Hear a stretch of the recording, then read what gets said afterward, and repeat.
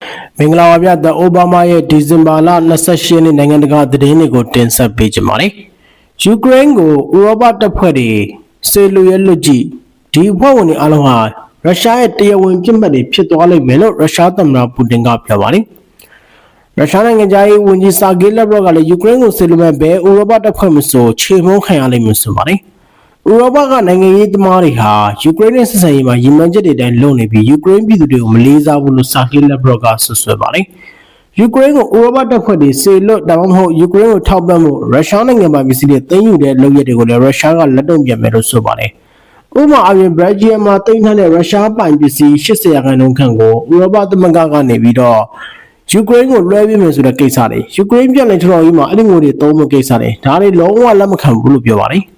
ရုရှားဥရောပတိုင်းပြည်တွေနဲ့စစ်ဖြစ်လို့တဲ့အစီအစဉ်လည်းမရှိဘူးဆိုပါတယ်။ယူကရိန်းကိုဥရောပတပ်တွေဆင်နွှဲတဲ့ရုရှားနိုင်ငံမှာပြည်စည်းတဲ့သိမ်းယူတာပါဝင်ဘလို့ရန်လိုတဲ့လုပ်ရက်ကိုမဆိုကျွန်တော်တို့လက်တော့ပြန်မယ်။ကျွန်တော်တို့အဲ့လိုတုံ့ပြန်ဖို့လည်းပြင်ဆင်ထားတယ်လို့ဆာဂေးလက်ဗရော့ကဆိုပါတယ်။ထိုင်ဝမ်ရဲ့လက်ရည်ကျမှုလည်းကန့်ကွက်ကြောင်းဆာဂေးလက်ဗရော့ကထပ်လောင်းပြောပြီးထိုင်ဝမ်ကျွန်းဟာတရုတ်ပြည်မကြီးကိုခွဲခြားမရတဲ့စိတ်ပိုင်းလို့ဆိုပါတယ်။ဂျပန်အနေနဲ့စစ်ရင်အားတိုးချက်ဖို့လည်းတေချာစဉ်းစားဖို့ဆာဂေးလက်ဗရော့ကသတိပေးခဲ့တယ်လို့သိရပါတယ်။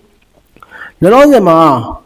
ရုရှားနဲ့ယူကရိန်းစစ်ပွဲအခြေအနေနဲ့ပတ်သက်ပြီးမိမိတို့အနေနဲ့အကောင်းဆုံးပုံစံတွေပဲဖြည့်ရှင်းချင်တယ်လို့ရုရှားဘက်ကပြောပါတယ်။ဒါပေမဲ့စစ်ပွဲတွေကတော့ဆက်ဖြစ်နေတော့မှဖြစ်ပါတယ်။ယူကရိန်းဘက်ကတော့သူတို့ရဲ့ငြိမ်းချမ်းမှုတွေနဲ့ပတ်သက်ပြီးဒီနေ့အမေရိကန်နဲ့ဆွေးနွေးခဲ့တယ်လို့လည်းဆိုပါတယ်။အမေရိကန်နဲ့ဆွေးနွေးပြီးဘယ်လိုအကြောင်းအရာတွေရလဲဆိုတော့ထုတ်ပြောခြင်းမရှိပါဘူး။အဲ့လိုဆွေးနွေးနေတဲ့ကာလမှာရုရှားနဲ့ယူကရိန်းကတစ်ဖက်နဲ့တစ်ဖက်အပြန်အလှန်ဆိုသူတို့ဒရုန်းတွေဒုံးကျည်တွေနဲ့ပစ်ခတ်တိုက်ခိုက်နေတာဖြစ်ပါတယ်။ဒီဇင်ဘာ29ရက်ညနေပိုင်းကနေ28ရက်မနက်ပိုင်းထိဒရုန်းမျိုးစုံ48စင်းနဲ့ရုရှားကတိုက်ခိုက်ပြီးအစင်း30ကိုမိမိတို့ဘက်ကပစ်ချနိုင်ကြောင်းယူကရိန်းလေတပ်ကလည်းသတင်းထုတ်ပြန်ပါတယ်။ခါဆန်နဲ့အိုဒဆာဒေသတွေကိုပြစ်မှတ်ထားတိုက်ခိုက်ပြီးလူနေတိုက်ခန်းတွေကားကူအောင်တွေထိမှန်ပျက်စီးခဲ့တယ်ဆိုပါတယ်။ရုရှားတိုက်ခိုက်မှုကြောင့်အိုဒဆာဒေသကလူနေတိုက်ခန်းတွေထိမှန်လို့ကလင်းငယ်တွေပေါင်းရဲသား18ဦးဒဏ်ရာရပါတယ်။ခါဆန်ဒေသမှာလည်းထပ်မြင့်တိုက်ခန်းတချို့နဲ့ခရီးသည်တွေဘတ်စကားတစ်စီးရုံးမှန်ဖြစ်စည်းခဲ့တယ်လို့ယူကရိန်းရေးပေါ်ကိုညီကယ်ဆယ်ရေးဝန်ကြီးဌာနတာဝန်ရှိသူတွေကပြောပါတယ်။နောက်ပြီးတော့ယူကရိန်းဘက်ကလည်းအပြန်အလှန်ဆိုတော့ရုရှားကိုတိုက်ခိုက်ခဲ့ပြီးရုရှားကိုတိုက်ခိုက်တဲ့ယူကရိန်းဒရုန်း25စင်းကိုမိမိတို့ပစ်ချနိုင်ကြောင်းရုရှားကာကွယ်ဝန်ကြီးဌာနကထုတ်ပြန်ပါတယ်။ဆာမာရာဒေသတစ်ခုတည်းမှာ12စင်းပစ်ချခဲ့ပြီးဘော်ဂိုဂရက်ရော့စ်ဒေါ့ဘယ်ဂိုရော့ခါစ်နဲ့ဆာတော့ဒေသတွေမှာပစ်ချနိုင်ခဲ့တယ်လို့မော်စကိုကိုဥတီရဲ့ဒရုန်းမှန်သမျှဟန်တားနိုင်ခဲ့တယ်လို့သတင်းထုတ်ပြန်ချက်မှာဖော်ပြပါတယ်။ဆာမာရာပြည်နယ်ခြေဆိုင်ရုရှားသတင်းတွေမှာတော့ယူကရိန်းဒရုန်းတိုက်ခိုက်မှုကြောင့်စီဇန်မြို့ကရေနံကျစ်စက်ရုံနဲ့တအားခွဲစက်ရုံတွေပျက်စီးခဲ့ရပြီ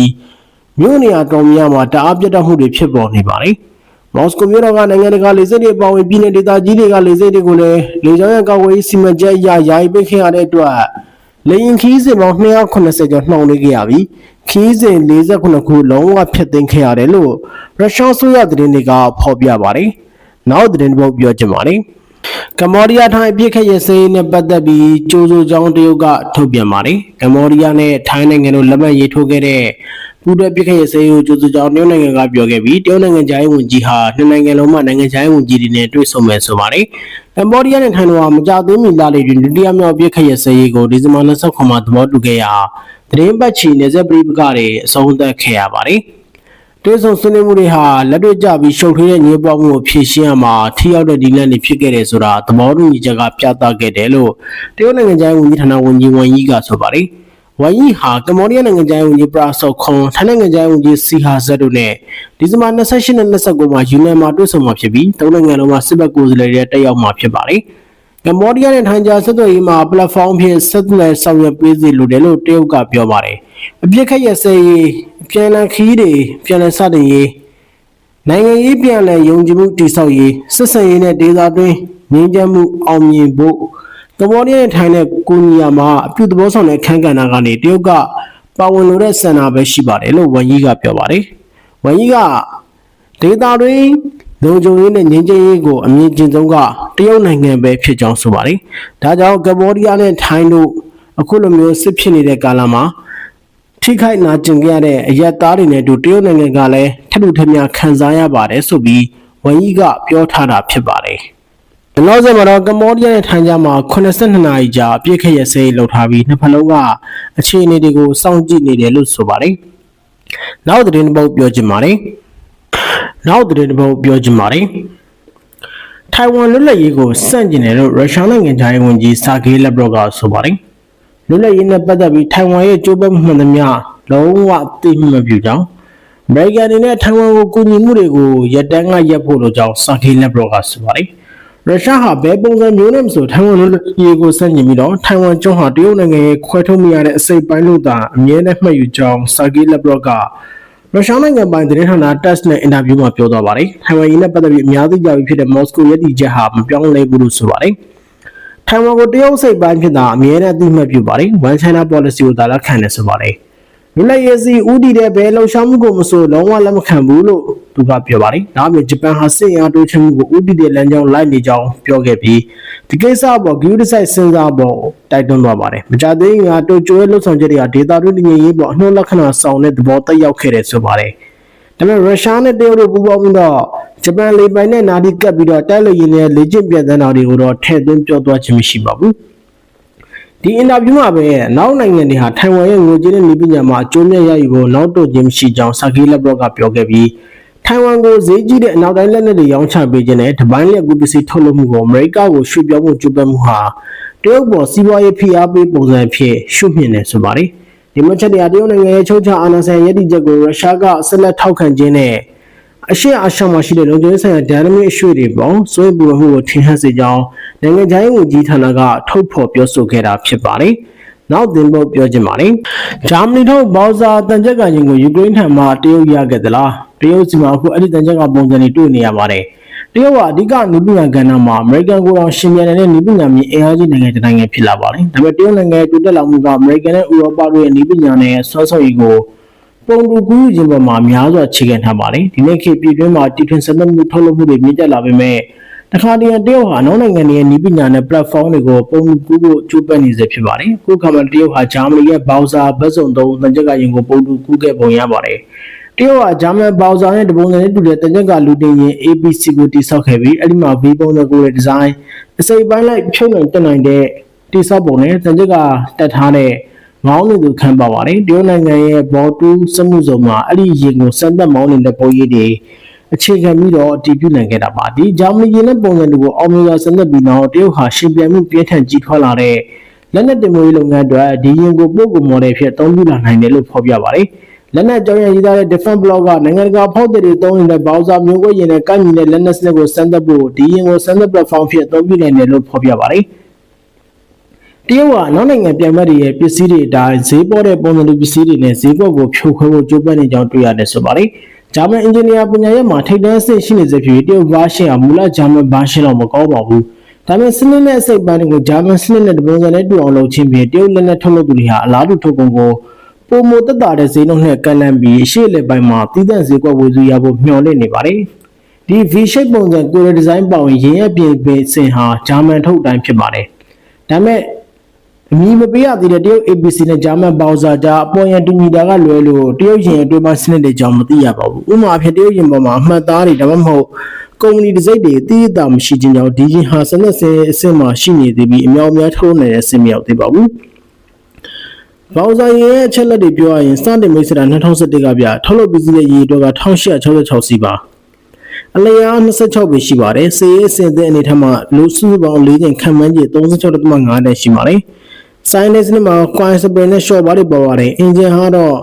920 PS ရှိပါတယ်အမြင့်ဆုံးမြန်နှုန်းကလမ်းပေါ်မှာတနာရီကို103ကီလိုမီတာပြေးနိုင်ပါတယ်သွားလာနေတဲ့ကွာဝေးကခန့်မှန်းအဖြစ်650ကီလိုမီတာပါလက်နဲ့တက်ဆင်မှုမျိုးရှိနိုင်ပါတယ်တောစနစ်တမခုံမမဒါမှမဟုတ်9.6နင်းမမစစ်တဲ့နဲ့30မမအမြောက်တွေမော်တာတွေဒုံးကြီးပစ္စည်းတွေပါပါတယ်ရေပေါ်မှာလူ2ဦးနဲ့9ဦးထိလိုက်ပါနိုင်ပါတယ်သိစီယာမီတဲ့နေတိုပစ္စည်းတွေကိုရုရှားကတရုတ်နဲ့မျှဝေပုံရပါတယ်တရုတ်ဟာဂျာမန်ဘောင်ဆာ ABC ရဲ့စိတ်ပိုင်းလိုက်ဖြုတ်တန်တဲ့ဒီဇိုင်းကိုဘယ်လောက်ထိတိတိကျကျကူးယူနိုင်ခဲ့တယ်ဆိုတာလှုပ်ဝက်ချက်ဖြစ်နေစေပါအကြောင်းကတော့တရုတ်ကဂျာမန် ABC ကိုတရားဝင်ဝယ်ယူခဲ့တဲ့မှတ်တမ်းလည်းမရှိပါဘူးဒါပေမဲ့စိတ်ဝင်စားစရာအချက်တွေရှိတယ်ဗျစစ်ဘက်ဆိုင်ရာ Army Recognition ဆိုရာဇန်နဝါရီ14ရက်နေ့မှာဂျာမနီဟာမိုဘိုင်းပစ်မှတ်ထိန်းချုပ်ရေးစင်တာနဲ့ပေါင်းစပ်ထားတဲ့ Vizor မြေပြင်တပ်သုံးတိုက်ခိုက်ရေးယာဉ်9စီးကိုယူကရိန်းကိုပေးပို့ကြောင်းတည်ပြုထားပါတယ်ဒီရင်တွေကိုကုကဲမှုနဲ့ထိန်းချုပ်ရေးပြင်မြေပြင်အခြေစိုက်တံမြန် drone စစ်ဆေးခဲ့သောအထူးလှုပ်ဆောင်မှုတွေမှာလည်းယူကရိန်းကအသုံးပြုနိုင်ဖို့ဖြစ်ပါတယ်။ဒီတန်ကြက်ကရင်ကိုစီကိုအခုနောက် ဇန်နဝါရီလမှာယူကရိန်းကိုပေးပို့ခဲ့ကြောင်းမီဒီယာတွေကဖော်ပြပေမဲ့ဒါနဲ့ပတ်သက်တဲ့နောက်ထပ်သတင်းတွေထွက်ပေါ်လာခြင်းမရှိပါဘူး။ခမန်ချက်အရယူကရိန်းရှိတဲ့စစ်မနာရှိပြင်းထန်လာတဲ့တိုက်ပွဲအတွင်းရုရှားတပ်တွေကဂျာမန်ထုတ်ဒီရင်ချုပ်ကိုသိမ်းဆည်းခဲ့ဖို့ရှိပါတယ်။နေတိုးထောက်ပံ့တဲ့လက်နက်များပြရုရှားကသိမ်းဆည်းခဲ့တယ်လို့ဒီဘောက်ဆာတင်ချက်ကရင်ကိုလည်းရုရှားကိုပြန်ပို့ပြီးတရုတ်လက်ထုတ်လုပ်သူတွေထံမျှဝေတာဒါမှမဟုတ်ရောင်းချခြင်းတွေပြုလုပ်နိုင်ပါတယ်။အဲနောက်အတွင်းမွန်ဂိုလီးယားဒေသဘော်တူစမှုစုံတွေဘောက်ဆာတင်ချက်ကရင်ကိုပုံလူကူထုတ်လုပ်ခြင်းဖြစ်နိုင်ကြောင်းခန့်မှန်းထားပါတယ်။တရုတ်အနေနဲ့ဘောက်ဆာကိုဂျာမနီထံမှတိုက်ရိုက်ဝယ်ယူတဲ့မှတ်တမ်းမရှိဘဲဂျာမန်ဒီဇိုင်းကိုထုတ်လုပ်ခြင်းဟာမေးခွန်းထုတ်စရာပါ။တရုတ်တို့ကရင်းရဲ့ဒီဇိုင်းကိုခိုးခဲ့ုံခဲ့များနဲ့ပုံစံပစ္စည်းဒီလောက်ထိမကောင်းနိုင်ပါဘူး။ဒါကြောင့်ဒီစနစ်ကိုမျှဝေခဲ့တာတတိယအဖွဲ့အစည်းကလို့ယူဆပြီးဒီအဖွဲ့အစည်းဟာတရုတ်နဲ့နှီးစပ်တဲ့မဟာမိတ်ရုရှားဖြစ်နိုင်ကြောင်းခန့်မှန်းထားပါတယ်။တရုတ်ဟာနေတိုးလက်နက်စနစ်တွေရဲ့တွင်းပိုင်းဖွဲ့စည်းပုံအလွန်သိကျင်နေပါတယ်။တရုတ်ရဲ့မိတ်ဆွေလက်နက်တွေကဂျာမနီတို့ပြည်ထနာကြီးဖြစ်နေပါတယ်။တရုတ်အနေနဲ့ဂျာမနီရဲ့အစင်းမြင့် ABC ဒီဇင်းကိုဘယ်လိုရရှိခဲ့လဲ။အနည်းဆုံးတရုတ်ကမိတ်ဆွေပြုလုပ်ထားတာအပြင်ပန်းအဖြစ်ထင်ရှားနေပါတယ်။ဘောက်ဆာစနစ်နဲ့ဆက်ဆက်ပစ္စည်းတွေရဲ့ဈေးနှုန်းကိုလည်းကျဆင်းစေဖို့ကြိုးပမ်းမှာဖြစ်ပါတယ်။ဒီအခြေအနေကြောင့်ဂျာမနီရဲ့ကမ္ဘာလက်နက်တင်ပို့မှုဈေးကွက်မှာရှင်ပြန်နိုင်စွမ်းထိခိုက်စေပြီးတရုတ်လက်နက်ထုတ်လုပ်သူတွေအတွက်အားသာချက်ဖြစ်လာပါတယ်။နောက်တဲ့ယူကရိန်းကတင်စီရထားတဲ့နေတိုးရဲ့အစင်းမြင့်စစ်လက်နက်တွေရုရှားကတရုတ်ကိုမျှဝေလာဘယ်သူမှမသိရသေးပါဘူး။နောက်သတင်းတစ်ပုဒ်ပြောချင်ပါတယ်။အိန္ဒိယဟာတရုတ်နဲ့ဖြစ်နိုင်ခြေရှိတဲ့စစ်ပွဲအတွက်ဟင်းဝန်ထမ်းတောင်းတန်းမှာစီးရင်ချင်ကန်အဆောင်တွေတိုးမြင့်ပြင်ဆင်နေပါတယ်။အထူးသဖြင့်လာတက်နဲ့အရုဏာချယ်ပရာဒက်ဒေသမှာစီးရဲဆိုင်ရာချင်ကန်အဆောင်တွေတိကျတိုးမြင့်တည်ဆောက်နေပါတယ်။အရင်ကတရုတ်နဲ့နယ်စပ်ဒေသတင်းမာမှုဖြစ်တိုင်းစီးရဲဆိုင်ရာချင်ကန်အဆောင်အားနည်းမှုကြောင့်တပန်းရှုံးပါတယ်။ဒါကြောင့်ထောက်ပံ့ပို့ဆောင်ရေးတပ်ဖွဲ့ဝင်များရွှေ့ပြောင်းနိုင်မှုနှင်းမြစွာတက်ဖြန့်ချနိုင်မှုစွမ်းရည်ဒါတွေကိုခုလိုတည်ဆောက်နေတာပါ။လာတဲ့ရှေ့ပိုင်းနိုင်ရိုမာမြို့မှာပြည်내ရှေပေပေါင်း1300ရှိတဲ့စစ်လေယာဉ်ကိုတည်ဆောက်ခဲ့ပြီး2025နိုဝင်ဘာကတည်းကစတင်သုံးပြုနေပါတယ်။အရုဏာချယ်ပရာဒက်မှာတော့ပေ1300ကျော်ရှိလျက်တဲ့ကမ္ဘာရှေ့ဆုံးဥမင်လိုင်ကောင်းအမွှာလန်တည်ဆောက်နေပါတယ်။နယ်စပ်ဒေသတခြားမဟာဗျူဟာမြောက်လမ်းတွေတရားတွေဥမင်လိုင်ကောင်းတွေကိုလည်းအမေရိကန်ဒေါ်လာသန်းပေါင်း800ကျော်ကုန်ကျခံတည်ဆောက်နေပါတယ်။တရုတ်နိုင်ငံကျန်းဝန်ကြီးဌာနကတော့တရုတ်အိန္ဒိယစစ်ပွဲဖြစ်အောင်အမေရိကန်ကနောက်ကွယ်ကနေမြှောက်ပေးနေတာလို့ဆွဆွဲထားပါတယ်။နောက်သတင်းပုတ်ပြောချင်ပါတယ်။တောင်ကိုရီးယားသမ္မတဟောင်းယောင်ဆက်ယိုကိုထောင်ဆယ်နှစ်ချမှတ်ဖို့တောင်းဆိုနေကြပါတယ်။တောင်ကိုရီးယားနိုင်ငံအထူးအစိုးရရှင်းနေရုံကသမ္မတဟောင်းယောင်ဆက်ယိုရဲ့စစ်အုပ်ချုပ်ရေးပြဋ္ဌာန်းမှုကြိုးပမ်းမှုမအောင်မြင်ခဲ့ပြီးတဲ့နောက်သူ့ကိုဖမ်းဆီးဖို့ကြိုးပမ်းမှုတွေကိုတားဆီးနှောက်ယှက်မှုပါဝင်စွဲချက်တွေပေါ်ထောင်ဆယ်နှစ်ချမှတ်ဖို့တောင်းဆိုတယ်လို့ UN သတင်းအေဂျင်စီကထုတ်ပြန်ပါတယ်။အစိုးရရှင်းတွေကယာရုကဖယ်ရှားခံရတဲ့သမ္မတဟာဇန်နဝါရီလမှာအိမ်တော်တွင်သူ့ကိုယ်သူပိတ်ဆို့ထားခြင်းအပြင်သူ့ကိုဖမ်းမှုစ조사တဲ့စုံစမ်းစစ်သူတွေကိုတားမြစ်ပေးဖို့ကြိုးပမ်းမှုလို့ဆွဆွဲပါတယ်။ထောင်စနစ်ချမှတ်မှုတောင်းဆိုတာဟာသမ္မတဟောင်းရောင်စေယုံရင်ဆိုင်နေရတဲ့ဆွဲချက်ပေါင်းများစွာအတွက်ထူးရှင်းတွေကတောင်းဆိုတဲ့ပထမဆုံးတောင်းတမှာတရားရုံးကဇန်နဝါရီ16ရက်နေ့မှာဆုံးဖြတ်ချက်ချဖို့စီစဉ်ထားကြောင်း UN သတင်းဌာနအဆိုအရသိရပါတယ်။ရောင်စေယုံကိုထောင်နဲ့ပြည်နှစ်ချမလဲတော့မသိရသေးပါဘူး။ဒါပေမဲ့လက်ရှိသူ့ရဲ့ဇနီးတဲ့ဖြစ်သူပါအဂတိလိုက်စားမှုတွေနဲ့အကျဉ်းထောင်ထဲမှာကြာရောက်နေတယ်လို့သိရပါတယ်။နောက်သတင်းပုတ်ပြောချင်ပါတယ်။မလေးရှားဝန်ကြီးချုပ်ဟောင်းနာဂျစ်ရာဇတ်ကိုထောင်ဒဏ်15နှစ်ထပ်မံတိုးပြီးတော့ချမှတ်လိုက်တယ်လို့သိရပါတယ်။အဂတိလိုက်စားမှုနဲ့အမှုတွေကြောင့်လည်းပြပါတယ်။ YMDB ရှုပ်တော်ပုံနဲ့ပတ်သက်ပြီးတော့မလေးရှားဝန်ကြီးချုပ်နာဂျစ်ရာဇတ်စီမှာအပြစ်တွေထပ်တိုးလာတယ်လို့ဆိုပါတယ်။ဒါကြောင့်ထောင်ဒဏ်ချမှတ်မှုတွေတိုးမြင့်လာတာလို့ပြောပါတယ်။ဒီဇင်ဘာ26ရက်နေ့ကထောင်ဒဏ်15နှစ်ထပ်ချလိုက်တာဖြစ်ပါတယ်။နာဂျစ်ဟာငွေကြေးခဝါချမှု22မှုအာဏာလွဲသုံးမှု4ခုစွဲချက်25ခုနဲ့ရင်ဆိုင်နေရပါတယ်။အကြမ်းပြင်းအပြင်ရင်ကွင်းငွေ1.3 ဘီလီယံခန့်ဟာပင်လယ်ချာရှိဖွဲ့စည်းတဲ့ကွန်ရက်မှတစ်ဆင့်သူ့ကိုယ်ပိုင်ဘဏ်စင်းနဲ့ပြောင်းလဲပေးခဲ့တယ်လို့ဆွဆွဲခံရပါတယ်။စွဲချက်အလုံးမှာလည်းအပြစ်ရှိကြောင်းတွေ့ရှိရတယ်လို့ဆိုပါတယ်။နာဂျစ်ရာဇတ်ကတော့အဲ့ဒီစွဲချက်တွေကိုလည်းမသိသလိုသူ့အနေနဲ့ဘာအပြစ်မှမရှိဘူးဆိုပြီးခုချိန်ထိညင်းနေပါတယ်။နာဂျစ်ရာဇတ်ကအခုလိုမျိုးအပြစ်မရှိတဲ့လူတယောက်ကိုဖမ်းလာတာဟာဥပဒေအရ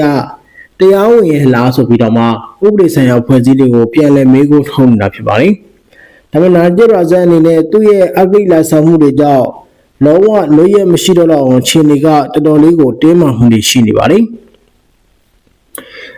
အခုထောင်15နှစ်ဆိုတဲ့ပြည်တံကို2028ဩဂုတ်လမှာကုန်ဆုံးမဲ့အရင်မှုတွေအတွက်ကြာခံရတဲ့ထောင်ထဲနေပြီးဆုံးမှသာဆက်လက်ကြာခံရမယ်ပြောပါလိမ့်။ဒါပြီးရင်ကိတံငွေ17.4 ဘီလီယံတန်ရိုက်ခဲ့ပြီးတံငွေမဆောင်ထောင်10နှစ်ထပ်ချမယ်ဆိုပါတယ်။2020ပြည့်နှစ်ဇွန်လကနာဂျစ်ဟာရမုံငွေလဲသုံးမှုနဲ့ထောင်10နှစ်ချမှတ်ခံရပေမဲ့2024ဖေဖော်ဝါရီမှာလူငယ်ချမ်းသာခွင့်အဖွဲ့ကပြည်တံထက်ဝက်ချော့ချပေးခဲ့ပါတယ်။ အခုစင်ကြထွက်ပေါ်ပြီးနောက်ဒီဇင်ဘာ29ထက်နောက်မကြပဲအယူခံကိုတော့မှဖြစ်ကြောင်းသတင်းတောက်တွေကိုသူကပြောပါတယ်တရားသူကြီးကနာကျင်အောင်ငွေကြေးခွာချမှုတိုက်ဖြတ်ဥပဒေအရရင်းကိ2ဘီလီယံပြန်ပေးဖို့အမိန့်ချခဲ့ပြီးပြက်ကွက်ရင်ထပ်ဆောင်ထောင်နေကြခံရခြင်းရှိပါတယ်နာကျင်ဟာရမုံငွေတွေကိုသိရှိနိုင်စွာရှိပြီးငွေလွှဲပြောင်းပေးမှုဟာတရားဝင်နိုင်ငံရေးလူငွေတွေမဟုတ်ကြောင်းတရားစီရင်ချိန်မှာခိုင်လုံစွာသက်သေပြနိုင်ခဲ့တယ်လို့တရားသူကြီးကဆိုပါတယ်ဒါအပြင်ကြံပေးတဲ့လက်ဖြတ်မှုခံခဲ့ရတဲ့ဆိုတဲ့ခုခံချေပချက်နဲ့ဒီမှုနိုင်ငံရေးအရရွေချက်ရှိတရားဆွဲဆိုခြင်းဖြစ်တဲ့ဆိုတဲ့နာကျင်ဘက်ကတင်ပြချက်တွေကိုလည်းတရားသူကြီးကပယ်ချပါတယ်။လိန်နာအကြဖကြခဲ့တဲ့စင်ကြကြောင့်ဝန်ကြီးချုပ်အီဗရာဟမ်ရဲ့မဟာမိတ်ဖွဲ့နဲ့နာကျင်ဦးဆောင်ခဲ့တဲ့ UMNO ပါတီကြားတင်းမာမှုတွေပိုဆိုးလာပါတယ်။အခြားမှုမှာတော့နာကျင်ရဲ့နေအိမ်ကျဲကျုံနဲ့ပြည်နယ်ကြားခံလို့တဲ့တောင်းဆိုချက်ကိုခုသတင်းပတ်မှာတရားဥပဒေပယ်ချခဲ့ပါတယ်။စင်ကြကြောင့်ဆွေးရမဟာမိတ်တွင်းရှိ UMNO နဲ့ DAB ပါတီကြားတင်းမာမှုတွေပုံမှန်ပြင်းထန်လာကြောင်းနိုင်ငံတကာလေးလာသုံးသပ်သူတွေကပြောပါတယ်။နာကျင်ပါဇက်အနေနဲ့ဘယ်လိုပဲပုံလွတ်ထွက်သွားမလဲဆိုတာကတော့စောင့်ကြည့်ရမှာပဲဖြစ်ပါတယ်။နောက်သင်ပုတ်ပြောချင်ပါတယ်။ရုရှားနဲ့မြောက်ကိုရီးယားနိုင်ငံကြားမှာသွေးတောက်လူဆက်ဆံရေးမျိုးရှိကြောင်းမြောက်ကိုရီးယားခေါင်းဆောင်ကင်ဂျုံအွန်းကပူတီစီပို့တဲ့နှစ်တကူမိကုန်းမှာပြောပါတယ်။နိုင်ငံကြားမှာသွေးတောက်တွေလိုနီးကတဲ့ဆက်ဆံရေးမျိုးရှိနေတယ်လို့ဆိုပါတယ်။မြောက်ကိုရီးယားဒိပတီကင်ဂျုံအွန်းဟာဒီဇင်ဘာ29ရက်နေ့ကရုရှားသမ္မတပူတင်ကိုနှစ်တကူတုံးလာပြပို့ခဲ့ပြီးတော့ယူကရိန်းစစ်ပွဲမှာမိတ်ဆွေနိုင်ငံတစ်ခုကသွေးတောက်တွေအဖြစ်သေးတူရှိမကွာလက်တွဲတိုက်ခိုက်ကြမယ်လို့ဆိုပါတယ်။ယူကရိန်းကိုကျူးကျော်တဲ့စစ်ပွဲမှာရုရှားကိုကိုအတွက်မြောက်ကိုရီးယားဟာစစ်သည်တောင်းတဲ့ချီစစ်လက်ပေးခဲ့ကြောင်းတောင်ကိုရီးယားနဲ့နောက်မဟာမိတ်နိုင်ငံတွေရဲ့ထောက်လှမ်းရေးတွေကမှတ်ချက်ပေးထားပါတယ်။မြောက်ကိုရီးယားကလည်းရုရှားအတွက်တပ်ကူတွေပေးဖို့တဲ့ဆိုတာကိုနောက်ပိုင်းမှာတည်ပြုပေမဲ့အရေးအတွက်ကိုမထုတ်ပြန်ပါဘူး။မြောက်ကိုရီးယားဆိုရပိုင်း KCN ကဖော်ပြခဲ့တဲ့ကင်ဂျုံအွန်းရဲ့နှစ်တကူတော်လာမှာတော့2025ခုနှစ်ဟာရုရှားနဲ့မြောက်ကိုရီးယားကြားခိုင်မာတဲ့မဟာမိတ်ဆက်ဆံရေးအတွက်တကယ်ကိုအဓိပ္ပာယ်ပြည့်ဝတဲ့ကာလလို့ရည်ညွှန်းပါတယ်။အဲ့ဒီမဟာမိတ်ဆက်ဆံရေးနိုင်ငံခြားကသွေးတောက်တွေဖြစ်သေးတူရှိမကွာရည်တည်မှုကိုမြင်သာစေခဲ့တယ်လို့ကင်ဂျုံအွန်းကဆိုပါတယ်။မြောက်ကိုရီးယားဟာရုရှားအတွက်တက်တဲ့ဆေးလုပ်ပေးခဲ့တယ်လို့လက်လက်ကြီးကြီးတွေလုံးရင်းထုတ်လုပ်ပေးတာမျိုးကူညီပေးမှုပါတယ်ဆိုပါတယ်။ပြန်လည်နေတဲ့ရုရှားကလည်းမြောက်ကိုရီးယားအတွက်ဗန်နာရီနဲ့စစ်ဘက်နည်းပညာတွေကူညီပေးခဲ့တယ်ဆိုပါတယ်။မြောက်ကိုရီးယားရဲ့ဒုံးကျည်တွေထုတ်လုပ်နိုင်မှုကိုပုံမှန်မြင့်တင်ဖို့ကင်ဂျုံအွန်းကလည်းတရားဝင်အမိန့်ပေးညွှန်ကြားခဲ့ပြီးအခုလိုပူတင်စီကိုနှစ်တကူတောင်းလာပေးဖို့တာဖြစ်ပါတယ်။မြောက်ကိုရီးယားကရုရှားစီတောင်းလာမဖို့ခင်ရပိုင်းလို့မှာပူတင်ကလည်းကင်ဂျုံအွန်းကိုနှစ်တကူစုမှုကောင်းတောင်းလာပေးပါတယ်။အဲဒီစာထဲမှာနိုင်ငံဆက်ဆံရေးထူးခဲ့တဲ့ဒိဗယ်တွေကိုချီးကျူးသလိုရုရှားအတွက်ကူညီပေးခဲ့တဲ့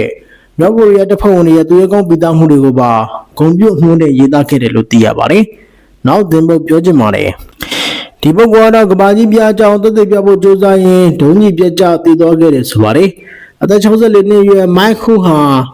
လေမရှာယာကာမောတမတူဖြစ်တယ်လို့စွန်ရခန့်ကိုယူမှုဝါဒနာပါသူလည်းဖြစ်ပါတယ်။သူကကဘာကြီးပြနေတယ်လို့ယုံကြည်သူဖြစ်နာမည်ကျော်ပြီးဒါအောင်သက်သေပြဖို့ကောင်းကင်ရဲ့အမြင့်ကိုကိုယ်တိုင်တက်ကြည့်ဖို့ဆုံးဖြတ်ပါတယ်။သူဟာတကယ်မျက်ရှိမဟုတ်ပေမဲ့သူ့ရဲ့နောက်ဖေးချန်ထဲမှာနေရေနုံငွေတုံးမြတ်ကို$1,800ကျော်ကုန်ကျခံပြီးကိုယ်တိုင်တိစောက်ပါတယ်။ကယ်လီဖိုးနီးယားတက္ကသိုလ်ထဲမှာဒုံမြတ်ကိုပြစ်လွတ်တဲ့အခါဒုံမြတ်ပြန်လက်ပြီးစက္ကန့်ပိုင်းတွင်မှနေမြေပေါ်ပြန်ဆင်းဖို့ပြင်ဆင်တဲ့လေဒီကပြုတ်ထွက်သွားပါတယ်။လေဒီမှာတော့တဲ့ဒုံမြတ်ဟာထင်ချုံမှုမဲ့သွားပြီးအရှိန်ဟုန်နဲ့မြေကြီးပေါ်တက်တက်မမကြီးပြန်လက်ပြစ်ကြခဲ့ပါတယ်။မိုက်ခုဟာအဲ့ဒီဖြစ်မှာတင်ပွဲကြီးပြီးသိဆုံးသွားပါတယ်။ဒီဖြစ်စဉ်တစ်ခုလုံးကို Science Channel ကဗီဒီယိုရိုက်ကူးချိန်မှာဖြစ်ခဲ့တာပါ။လူများတော့သူ့ကိုယူရိုသတ်မှတ်ခဲ့ပေမဲ့အချို့ကတော့သူ့ရဲ့တတိနဲ့ယုံကြည်ချက်ပေါ်ခိုင်မာလေးစားခဲ့ပါတယ်။နောက်ထပ်သင်ပုတ်ပြောချင်ပါတယ်။တရုတ်နိုင်ငံရဲ့တိန်အောင်ကလေးတယောက်မူဝါဒကိုဦးဆောင်သူကိုလွန်ချိန်မှာအပြင်းထန်ဝေဖန်ခံနေရပါတယ်။တရုတ်ရဲ့တိန်အောင်ကလေးတယောက်ယူပေးယူရမယ်ဆိုတဲ့မူဝါဒအဓိကကြီးကျယ်သူကိုလွန်ချိန်မှာတော့ဂုဏ်ပြုချီးကျူးမှုထက်ဒီမူဝါဒအဟောင်းပေါ်ပြင်းထန်တဲ့ဝေဖန်ကမှုကလူမှုကွန်ရက်မှာပြန့်နှံ့နေပါတယ်။နိုင်ငံပိုင်မီဒီယာတွေက1988မှ1998အထိမိသားစုစီမံကိန်းကော်မရှင်ကြီးကဖန်ဖေးရင်ကိုအမျိုးသမီးနဲ့ကလေးငယ်ရေးရကဏ္ဍမှာထိုးချွန်တဲ့ခေါင်းဆောင်တို့ချီးကျူးပါတယ်။ပြီးခဲ့တဲ့တနင်္ဂနွေနေ့ကအသက်66နှစ်ပြည့်ကနေဖန်ဖေးရင်ဟာပြည်ချင်းမှာကွယ်လွန်သွားပါတယ်။ဒါပေမဲ့သူ့ဘော်တရုတ်လူမျိုးတွေရဲ့တုံ့ပြန်မှုကတော့မကောင်းလာပါဘူး။နောက်ဘဝမှာတော့မူဝါဒကြောင့်အသက်ဆုံးရှုံးခဲ့ရတဲ့အဝိမဲ့ကလေးငယ်တွေကခမရောအဲ့ဒီမှာစောင့်နေကြနိုင်မယ်လို့ဝေပိုလူမှုကွန်ရက်အသုံးပြုသူတို့ကရေးပါတယ်။1980ပြည့်နှစ်မှာ2015ခုနှစ်ထိတရုတ်မှာကျင့်သုံးခဲ့တဲ့တေးနောင်ကလေးတယောက်သာယူရမယ်ဆိုတဲ့ကန့်သတ်ချက်ကြောင့်ဒေသခံအာဏာပိုင်တွေကအမျိုးသမီးတွေကိုကိုယ်ဝင်ဖြတ်ဖို့တားကြောဖြတ်ဖို့ဖိအားပေးပါတယ်။တရုတ်ကောင်ဆောင်တွေကလူဦးရေတုံထုံချုံများဖြစ်လာမှစိုးရင်လို့တေးနောင်ကလေးတယောက်မူဝါဒစတင်ကျင့်သုံးစေပါတယ်။ဒါပေမဲ့ကမ္ဘာလူဦးရေအများဆုံးဖြစ်တဲ့တရုတ်လူဦးရေတုံထုံဟာနောက်ပိုင်းမှာကျဆင်းသွားပြီးနောက်ယမန်နှစ်မှာတော့3နှစ်စတိုက်ဖြစ်လူဦးရေစတင်ရောကျလာပါတယ်။ဒီလိုဒီမူဝါဒကို10နှစ်လောက်ဆော်ပြီးရနာခဲ့ရင်တရုတ်လူဦးရေခုလောက်ထိထိုးချသွားမှာမဟုတ်ဘူးဆိုပြီးပြည်သူတွေကရေးသားထားပါတယ်။2023မှာအိန္ဒိယရဲ့နောက်ကိုပထမဆုံးရောက်ရှိသွားပြီးနောက်တရုတ်လူဦးရေဟာခုယမန်နှစ်မှာ1.3ဘီလီယံထိကျဆင်းသွားပါတယ် လာမယ့်နေ့မှာလူဦးရေရောကြမှုနှုန်းပုံမှန်မြန်ဆန်လာလိမ့်မယ်လို့ကျွမ်းကျင်သူတွေကသတိပေးပြီး2025ခုနှစ်အတွက်အချက်လက်တွေကိုထုတ်ပြန်ထားပါတယ်။ဖေဖော်ဝါရီလလူဦးရေထိန်းချုပ်ရေးတာဝန်ခံဖြစ်တောင်းယူစဉ်ကကျေးလက်ဒေသကိုအဓိကထားလို့ဆောင်ခဲ့ပါတယ်။တရုတ်ကျေးလက်တွေမှာတကြီးရွယ်အိုတွေအတွက်အားကိုးနိုင်ဖို့တသမီများပြယူရမယ်လို့တချိန်ကယူဆပါတယ်။ဒါအပြင်မျိုးမြစ်ဆက်ခံနိုင်တဲ့တာယောက်ကြားလေးကိုတော့ဦးစားပေးလို့မလိုချင်တဲ့မိန်းကလေးငယ်တွေစွန့်ပစ်ခံရတဲ့မျိုးကိစ္စမိန်းကလေးတရေသားတွေဖြစ်ချခြင်းတွေဖြစ်ခဲ့ပါတယ်။2000ပြည့်နှစ်တွေဖေဖော်ဝါရီကသူမရဲ့အမြင်ကိုလူသိရှင်ကြားပြောလဲခဲ့ပြီးတိန်တောင်ကလေးတယောက်မူဝါဒကိုဖြေလျှော့ပေးတဲ့ကြောင်းသူမကိုယ်တိုင်ပြောလာတာပဲဖြစ်ပါတယ်။တောင်အိုဘားမားရဲ့ဒီဇင်ဘာ28နိုင်ငံတကာသတင်းတွေတင်ဆက်ပေးတာပါ။နောက်ဆင်ပေးတဲ့အတွက်ထူးပဲကျေးဇူးတင်ပါတယ်ဗျာ။